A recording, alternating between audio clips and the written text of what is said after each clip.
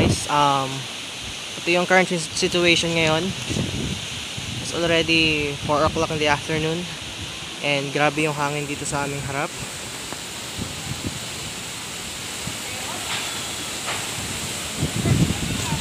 Ayan, grabe.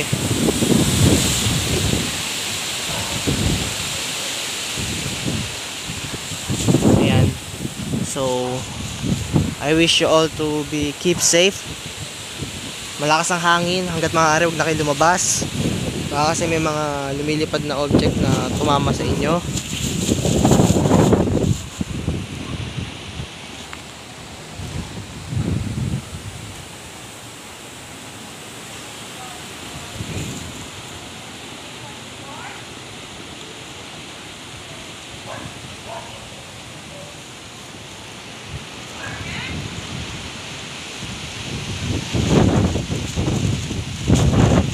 So yun lang naman guys. Manatiling alerto bawat isa sa inyo. Bye.